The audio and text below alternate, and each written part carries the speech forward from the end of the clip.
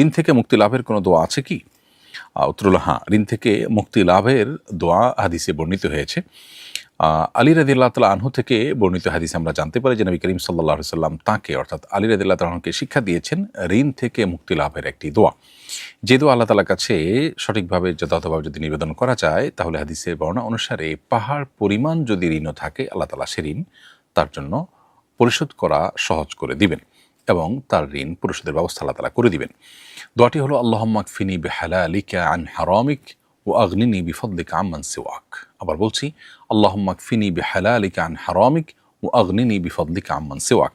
যার অর্থ হলো, হে আল্লাহ, আপনার পক্ষ থেকে হালাল পেয়ে যেন আমার প্রয়োজন আমি পূরণ করতে পারি, হারাম এর প্রয়োজন যেন আমার না হয়, হারাম থেকে আপনি আমাকে অমুখাপেক্ষী করে দিন, হালাল আমার জন্য যথেষ্ট করে দিন, আর আপনি ছাড়া অন্য কারোর প্রতি আমাকে মুখাপেক্ষী করবেন না। এখানে ঋণ পরিশোধের আকাঙ্ক্ষা আল্লাহর কাছে নিবেদন করাটা নিহিত আছে। এই হাদিসটি তিরমিজিতে বর্ণিত হয়েছে হাসান সূত্রে। বিধায় আমরা এ দোয়ার মাধ্যমে ঋণ পরিশোধের জন্য আল্লাহ তাআলার কাছে নিবেদন করতে পারি, বিশেষভাবে দোয়া করতে পারি, ঋণ পরিশোধের জন্য আল্লাহর কাছে সাহায্য চাইতে পারি। অতএব আমাদের ঋণ পরিশোধের জন্য যে পার্থিব চেষ্টা আছে, যেটা আমাদের করণীয় আছে সাধ্য অনুযায়ী, সেটা তো আমরা করবই। যেমন আমার স্থাবর সম্পদ বিক্রি করে হলেও আমি ঋণ পরিশোধ করবার চেষ্টা করব। পাশাপাশি আল্লাহ রাব্বুল আলামিনের সাহায্য চেয়ে আমি এভাবে দোয়া করতে পারি, আল্লাহুম্মা কফিনি বিহালালিকা আন হারামিক ও আগনিনি বিফদলিকা আম্মান সিওয়াক। আল্লাহ তাআলা আমাদের সবাইকে ঋণমুক্ত করে, ঋণের বোঝা থেকে মুক্তি দান করে তারপর দুনিয়া থেকে যাওয়ার তৌফিক নসিব করুন। এরপরে প্রশ্ন হলো, স্ত্রী মারা গেলে অনাদায়ী মহরের কতটুকু স্বামী পাবেন? গুরুত্বপূর্ণ প্রশ্ন। মহর আদায় করা হয়নি, এর মধ্যে স্ত্রী মারা গেলেন, তাহলে স্ত্রীর মহরের টাকা তো পরিশোধ করতে হবে। মৃত্যুর পর তার পক্ষ থেকে এটি গ্রহণ করবেন তার ওয়ারিসরা। এখন প্রশ্ন হলো, স্বামী নিজেও তো ওয়ারিস, তারা তো একটা হিস্সা আছে, তাহলে সেক্ষেত্রে কতটুকু তিনি মহরের থেকে তার ওয়ারিস হিসাবে, হিস্সা হিসাবে পাবেন? এর উত্তর হলো যে, স্ত্রী মারা যাওয়ার পর তার মহরের টাকাটা যেটা পরিশোধ করা হবে, সেটা স্ত্রীর অন্যান্য রেখে যাওয়া যে সম্পদ আছে, সে সমস্ত সম্পদের মধ্যে গণ্য হয়ে পরিত্যক্ত সম্পদে পরিণত হবে এবং এটি ওয়ারিসদের মধ্যে শরিয়ার যে অনুপাত আছে, কোরআনে বর্ণিত যে অনুপাত আছে, সে হারে বন্টিত হবে। এখানে স্বামী হিসেবে স্ত্রীর সম্পদে যতটুকু ভাগ পাবেন, সেটা হলো, যদি স্ত্রীর কোনো সন্তান রেখে না যান, স্ত্রীর যদি কোনো সন্তান জীবিত না থাকে, তাহলে স্বামী অর্ধেক সম্পদ পাবেন। অতএব মহরের টাকা এবং আরও কিছু থাকলে সবগুলো থেকে ঋণ পরিশোধের পর যতটুকু টিকবে ততটুকু এর অর্ধেক সম্পদ স্বামী পাবেন, যদি স্ত্রী কোনো সন্তান রেখে না যান। যদি স্ত্রী সন্তান রেখে যান, তাহলে সেক্ষেত্রে 1/4 বা 4 ভাগের 1 ভাগ পাবেন হলো স্বামী। অতএব মহর এবং অন্যান্য সম্পদ সব মিলিয়ে 1/4 পাবেন হলো স্বামী, যেটা তার মিরাস হিসাবে তিনি পাবেন, এবং সেটা হলো যদি স্ত্রীর কোনো সন্তান থাকে তখন। আমাদের এলাকায় বিশুদ্ধ পানির অভাব এবং খুবই দারিদ্র্যপীড়িত অঞ্চল। আমরা মসজিদ নির্মাণের জন্য এলাকাবাসী থেকে সম্মিলিতভাবে টাকা তুলেছিলাম। সেই টাকায় আমাদের কাঙ্ক্ষিত মসজিদ নির্মাণ শেষ হয়ে কিছু টাকা অবশিষ্ট আছে। এখন আমরা চাচ্ছি অবশিষ্ট টাকাগুলো দিয়ে পুরো এলাকাবাসীর জন্য একটা গভীর নলকূপ খনন করতে। এই টাকা দিয়ে সেটা করতে পারবো কি না? উত্তর হলো যে, দাতাগণ আপনাদেরকে যদি অনুমতি দেয়, তাহলে সেক্ষেত্রে এটি করতে পারেন। আর যদি দাতাগণ এটার জন্য অনুমতি না দেয়, তাহলে সেক্ষেত্রে সেটা আপনার জন্য করা জায়েজ হবে না। কারণ দাতা যে উদ্দেশ্যে দেয়, সে উদ্দেশ্যে, সে খাতেই মূলত ব্যয় করতে হয়। নাসুল ওয়াকিফি কানাসিস শারে, এই ফিকহের মূলনীতির আলোকে দাতার উক্তি, দাতার কথা, এটা শরিয়ার কথা হিসাবে বিবেচিত হবে। ফরজ রোজার কাজা আদায়ের জন্য কি স্বামীর অনুমতি লাগবে? উত্তর হলো না, ফরজ রোজার কাজা আদায়ের জন্য স্বামীর অনুমতি লাগবে না। নফল রোজার জন্য স্বামীর অনুমতি প্রয়োজন আছে। এরপরে প্রশ্ন হলো, নামাজে সূরা ফাতিহার পর আউযুবিল্লাহ পড়ে ফেললে নামাজ হবে কিনা? উত্তর হলো হ্যাঁ, অবশ্যই নামাজ হয়ে যাবে। যদিও সূরা ফাতিহার পর অন্য সূরা মেনার আগে আউযুবিল্লাহ নয়, শুধু বিসমিল্লাহির রহমানির রহিম পাঠ করলেই যথেষ্ট হবে। তারপর আপনি যদি আউযুবিল্লাহ পড়ে ফেলেন, তাতে নামাজের ক্ষতি হবে না বা নামাজের সুজদা ইত্যাদি ওয়াজিব হবে না। আমার দোকানের বারান্দায় অনিচ্ছা সত্ত্বেও কুকুর থাকে, এতে কি দোকানে ফেরেশতা প্রবেশে কোনো সমস্যা হবে? বারান্দা যেহেতু দোকানের বাইরের অংশ, অতএব সেখানে কুকুর থাকলে আপনার দোকানের জন্য এটা অকল্যাণকর হবে না এবং ক্ষতিকর কিছু হবে না ইনশাআল্লাহ তাআলা। এরপর প্রশ্ন হলো, আমি নবীজি সাল্লাল্লাহু আলাইহি সাল্লামকে স্বপ্নে দেখতে চাই। সাধারণত চোখের গুনাহ হয়েই যায়, গুনাহগার ব্যক্তি কি রাসূল করিম সাল্লাল্লাহু আলাইহি সাল্লামকে স্বপ্নে দেখতে পারবেন? উত্তর হলো, নবী করিম সাল্লাল্লাহু আলাইহি সাল্লামকে স্বপ্নে দেখাটা এটা মানুষের এখতিয়ারাধীন বিষয় না যে মানুষ চাইলেই স্বপ্নে দেখতে পারবে। বরং নবী করিম সাল্লাল্লাহু আলাইহি সাল্লামের মহব্বতে তার প্রতি বেশি বেশি দুরূদ প্রেরণ করা, তার সুন্নাহ অনুসরণ করা, এগুলো আমাদের করণীয়। এগুলো যখন আমরা করব, তার সাথে স্বপ্নে আমাদের সাক্ষাৎ হয়েও যেতে পারে। আর যদি নাও হয় তাহলেও আমরা আল্লাহর কাছে প্রিয়পাত্র হয়ে কিয়ামতের দিন তার সাক্ষাৎ পেতে পারি এবং জান্নাতেও তার সাথে থাকবার মতো সুযোগ তৈরি হতে পারে। সেজন্য সেরকম আমল আমাদের করা দরকার। স্বপ্নে দেখার চেষ্টা চাইতে নবী সাল্লাল্লাহু আলাইহি সাল্লামের সুন্নাহগুলোকে মেনে চলা, তার আদর্শকে ধারণ করা, এটার গুরুত্ব একজন ইমানদার কাছে অনেক বেশি এবং সেটা তার করা হলো কর্তব্য। আমার থেকে এক ব্যক্তি দীর্ঘদিন ধরে ঋণ নিয়েছে, তার টাকাও আছে কিন্তু দিচ্ছে না। আমি কি তার কাছ থেকে টাকা চুরি বা জোর করে নিয়ে আসতে পারবো? উত্তর হলো যে, যেহেতু আপনার পাওনা আছে, সে দিচ্ছে না, অতএব তার কাছ থেকে কোনোভাবে ওই পরিমাণ টাকা যেটুকু আপনার পাওনা আছে সেটুকু আপনি আদায় করে নিলে সেটা জায়েজ আছে, এর কারণে কোনো গুনাহ হবে না ইনশাআল্লাহ তাআলা। এরপরে প্রশ্ন হলো, জানাজার নামাজে ইমামতি করার সময় মাইয়েতের জন্য নির্ধারিত দোয়ার কিছু অংশ ভুলে গেলে করণীয় কি? উত্তর হলো, যতটুকু মনে আছে ততটুকু পড়বেন, ইনশাআল্লাহ তাতে জানাজার সালাত আদায় হয়ে যাবে। তাছাড়া কোরআন হাদিস বর্ণিত আরও কোনো দোয়া মৃত ব্যক্তির উদ্দেশ্যে আপনি নিবেদন করতে পারেন। ইনশাআল্লাহ বিদিনিল্লাহ দোয়া হিসাবে সূরা ফাতিহা পড়লে সেটাও যথেষ্ট হবে এবং আপনার জানাজা আদায় হয়ে যাবে। নির্দিষ্ট দোয়া না পড়লে জানাজা হবে না, ব্যাপারটা সেরকম না। বিশেষ করে যদি ভুলে যান বা আপনার মনে না থাকে, মুখস্থ না থাকে, তাহলে সেক্ষেত্রে জানাজা আদায় হয়ে যাবে। যদিও নির্দিষ্ট দোয়া হাদিসে বর্ণিত মাসনুন দোয়া আমাদের মুখস্থ ভালোভাবে করে নেওয়া উচিত। এরপরে প্রশ্ন হলো, ঠোঁট বন্ধ রেখে কসম করলে তা কি কসম হবে? ঠোঁট বন্ধ রেখে যদি মুখে উচ্চারণ করা ছাড়া কসম করেন, সেটা কসম হিসাবে বিবেচিত হবে না। বিধায় কসম হবে তখনই যখন আপনি নিজে কানে শুনেছেন, এতটুকু আওয়াজ অন্তত হয়েছে, আপনার কসমের বাক্যগুলো উচ্চারণ করেছেন, তাতে কসম হিসাবে গণ্য হবে।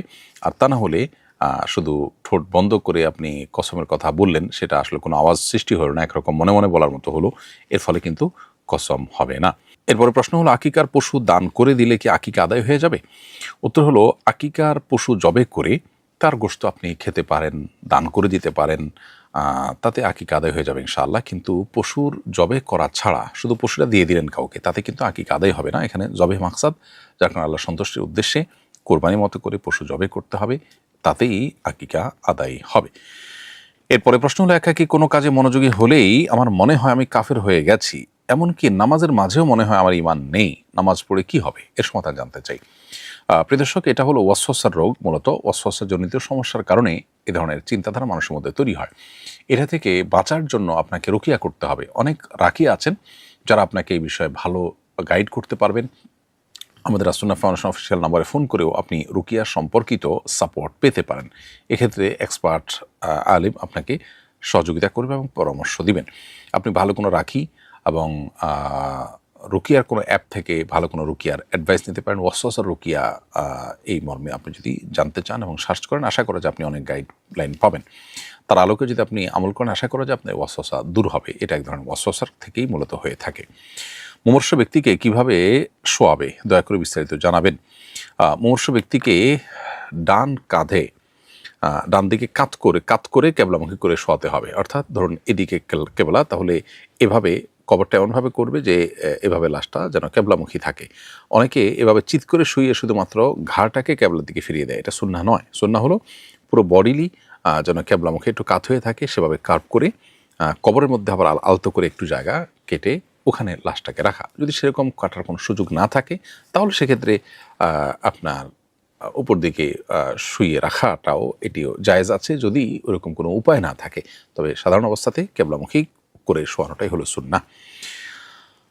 এরপরে প্রশ্ন হলো, রেওয়াজি বিভিন্ন সামাজিক ও সাংস্কৃতিক উৎসব পালনের শরীআই হুকুম জানতে চাই। সামাজিক ও সাংস্কৃতিক উৎসবগুলো মৌলিকভাবে মুবাহ এবং জায়েজ যদি সেখানে শরিয়া বিরোধী কোনো কিছু যুক্ত না হয়। শরিয়া বিরোধী যদি কোনো অনুষঙ্গ যুক্ত হয়, তাহলে সেটা নাজায়েজ হবে এবং সেটা থেকে বিরত থাকতে হবে। এমনকি ঈদের আয়োজনেও যদি সেরকম কোনো হারাম জিনিস যুক্ত হয়, তাহলে সেক্ষেত্রে সেটিও বর্জন করতে হবে, কারণ শরিয়া মেনটেন করাটা হলো একজন ইমানদারের জন্য সবচেয়ে বড় প্রায়োরিটির বিষয়।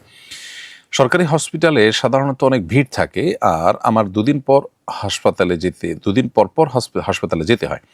নিয়োজিত স্টাফদের কিছু টাকা দিলেই আগে সিরিয়াল পাওয়া যায়। এভাবে সিরিয়াল এগিয়ে নিলে কি গুনাহ হবে বা তাকওয়ার জন্য, ইমানের জন্য কোনো ক্ষতিকর হবে কিনা? উত্তর হলো যে, যারা আগে সিরিয়াল দিয়েছে তাদের হক আগে। আপনি টাকা দিয়ে অবৈধভাবে সিরিয়াল এগিয়ে নেওয়া মানে হলো সে মানুষদের হক নষ্ট করা। অতএব এরকম যদি আপনি করেন, তাহলে সেক্ষেত্রে অবশ্যই এটা গুনাহের কারণ হবে, এটা নাজায়েজ হবে। আর এর জন্য যে পারিশ্রমিক বা এর জন্য যে টাকা আপনি দিয়েছেন সংশ্লিষ্ট ব্যক্তিকে, যেহেতু তিনি সরকারি চাকরি করছেন, তার দায়িত্ব হলো সিরিয়াল মেনটেন করা। এখানে ক্লায়েন্টের কাছ থেকে কোনো টাকা পারিশ্রমিক তার নেওয়ার কথা নয়, অতএব এটি তার ঘুষের শামিল হবে। তার জন্য গ্রহণ করা যেমন গুনাহের ব্যাপার হবে, আপনার জন্য দেওয়াটাও গুনাহের বিষয় হবে। এই সমস্ত ইস্যুতে একটু ধৈর্য ধারণ করা, হারাম থেকে বাঁচার জন্য একটু হ্যাসেল নিলেন, একটু ধৈর্য ধারণ করলেন, একটু সিরিয়াল ধরলেন, এটি আমাদের করা উচিত। বরং আমরা বেশিরভাগ ক্ষেত্রে ঘুষের লেনদেন করে থাকি, অবৈধ লেনদেন করে থাকি নিজেদের একটু হ্যাসেল থেকে বাঁচার জন্য, যেটা ইমানের দুর্বলতার একটি বড় প্রমাণ।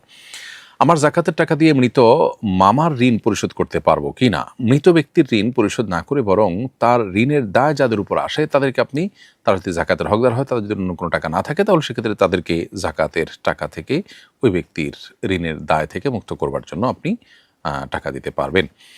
মুজদালিফা অবস্থানের বিধান কি? কেউ যদি সেখানে অবস্থান না করে মিনায় চলে আসে তাহলে তার হজ হবে কিনা? উত্তর হলো, হজের মধ্যে মুজদালিফায় রাত্রি যাপন করাটা ওয়াজিব। 10ই জিলহজ দিবাগত রাত মুজদালিফা অবস্থান করা হাজিদের জন্য ওয়াজিব। যদি কেউ এটি না করেন, বরং তিনি আরাফাত থেকে ডাইরেক্ট মিনায় তার তাঁবুতে চলে যান এবং মুজদালিফার বাইরে চলে যান, তাহলে সেক্ষেত্রে তার জন্য এটি ওয়াজিব তরকারি বিষয় হবে এবং তার উপর একটি দম এটি বর্তাবে। বিধায় মুজদালিফাতে অবস্থান করতে হবে। এরপরে প্রশ্ন হলো, মায়ের ইসালে সওয়াবের উদ্দেশ্যে হজ করতে পারবো কি না? এতে কি মা সওয়াব পাবেন?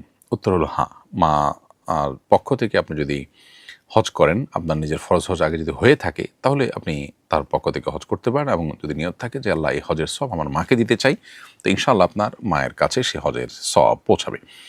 ইদ্যতের মধ্যে বিয়ে করেছি, আমাদের বিয়ের 4 বছর হতে চললো, এখন শুনলাম আমাদের বিয়ে হয়নি, এখন আমাদের করণীয় কি? ইদ্যতের মধ্যে বিয়ে করলে সে বিয়ে বিশুদ্ধ হয় না, বিধায় আপনাদের বিয়ে হয়নি এই কথা সঠিক, বিধায় এখন আপনারা পুনরায় বিবাহ করে নিলেই ইনশাআল্লাহ আপনাদের মধ্যে স্বামী স্ত্রীর সম্পর্ক করা হালাল হবে।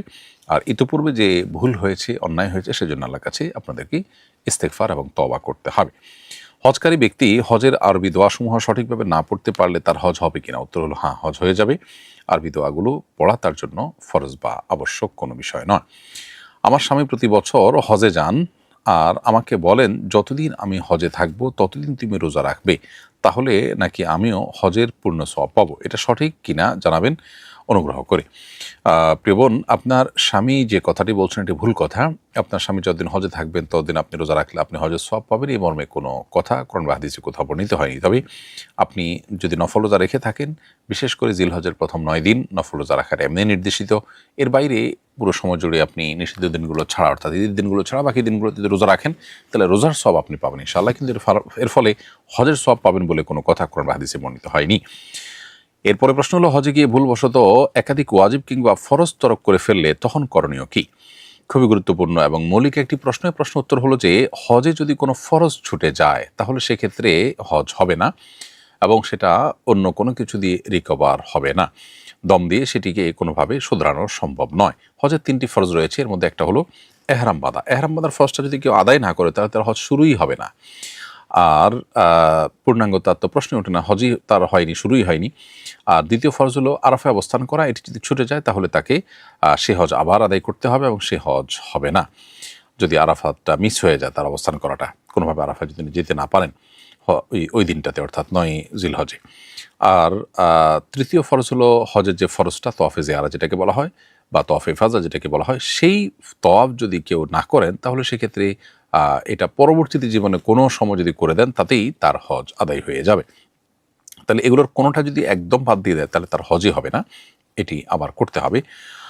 আর হজের যে ওয়াজিবগুলো আছে সেগুলোর কোনোটি যদি ছুটে যায় তাহলে দম দিলে আপনার হজ আদায় হয়ে যাবে এবং একাধিক ওয়াজিব ছুটলে একাধিক দম আপনার উপরে বর্তাবে এবং একাধিক দম আপনাকে দিতে হবে।